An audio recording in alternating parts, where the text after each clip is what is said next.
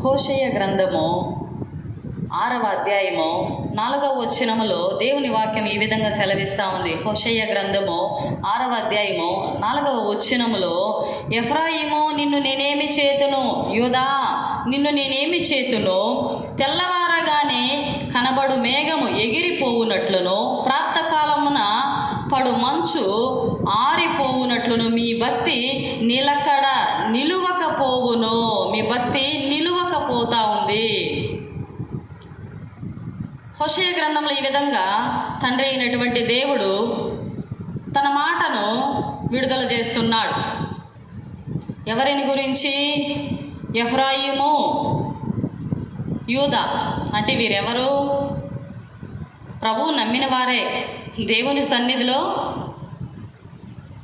దేవుని ఎరిగిన వారే, దేవుని ఆరాధించేవారే.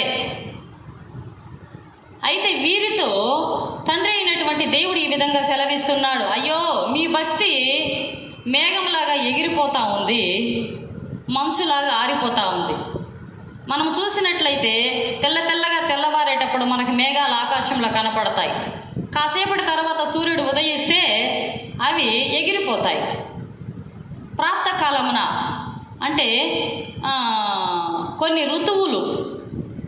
ఋతువు కాలాలలో మంచు ఉదయాన్నే మనం లేస్తానే ఆకుల మీద ఉంటుంది, చెట్ల మీద ఉంటుంది. సూర్యుడు ఉదయింపగానే అది ఆరిపోతుంది. ఆ విధముగా అటువంటి భక్తి కలిగి మీరు ఉన్నారే, నేను మిమ్మల్ని ఏం చెయ్యాలి? నా ప్రియమైనటువంటి దైవజనమా, నీవు దేవుని సన్నిధిలో సమాజంగా కూడినప్పుడు మాత్రమే భక్తి కలిగినటువంటి, భయం కలిగినటువంటి క్రైస్తవురాలుగా కనబడుచున్నావేమో. మిగతా 6 దినాలు నీ ఇంటి దగ్గర, నీ కుటుంబముతో, నీ గ్రామములో, నీ ఇంట నీవు ఉన్నప్పుడు నీ భక్తి ఒకవేళ మేఘంలాగా ఎగిరిపోతూ ఉందేమో, మంచులాగా ఆరిపోతూ ఉందేమో.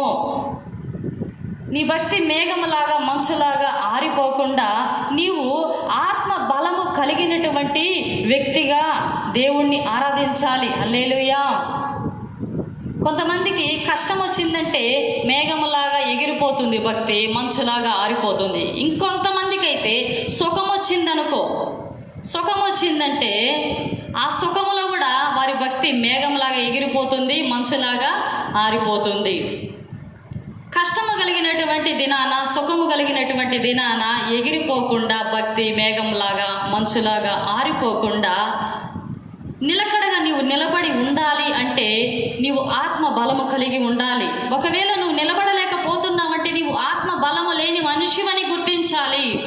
ఆత్మ బలము కలిగినటువంటి 3 వ్యక్తులను మనం చూడగలుగుతాం బైబిల్లో. షడ్రకు, మేషకు, అబేద్నగో. చూడండి, అగ్నిగుండంలో వేస్తారు అని తెలిసినప్పటికీ కూడా మా దేవుడు మమ్మల్ని రక్షిస్తాడు. ఒకవేళ రక్షించకపోతే పోనీ రాజా, నీ మాట అయితే మేము వినము, కానీ నా తండ్రి అయిన దేవుని మాట ప్రకారమే మేము జీవిస్తాం, ఆయన మాట వింటాము. ఒక అగ్నిగుండము పోయి 7 అగ్నిగుండాలుగా మారిపోయాయి. ఒక శ్రమ పోయి 7 శ్రమలుగా మారిపోయినాయి. అయినప్పటికీ కూడా వారి భక్తి మంచులాగా ఆరిపోలేదు, మేఘములాగా ఎగిరిపోలేదు. దానికి కారణం ఏంటంటే వారు ఆత్మాహారము బహుగా భుజించి ఆత్మ బలము కలిగి ఒక మూల స్తంభముగా వారు నిలిచి ఉన్నారు. దానియేలును చూసినట్లయితే సింహముల బోనులో కూడా, సింహముల గృహలో కూడా ఆయన భక్తి మేఘములాగా ఎగిరిపోలేదు, మంచు వలె ఆరిపోలేదు. ఆత్మ బలము కలిగి నిలబడ్డాడు. ఎంతోమంది బైబిల్లో భక్తులు ఆత్మ బలము కలిగిన వారే కష్టములో నిలబడ్డారు, సుఖము కలిగిన సమయమున కూడా వారు నిలబడ్డాడు. ఈ దినమున ఈ మాటలు వింటున్న క్రైస్తవుడా, క్రైస్తవురాలా, నీవు ఆత్మ బలము కలిగి ఉన్నావా లేదా? ఒక్కసారి నిన్ను నీవు పరీక్షించుకో.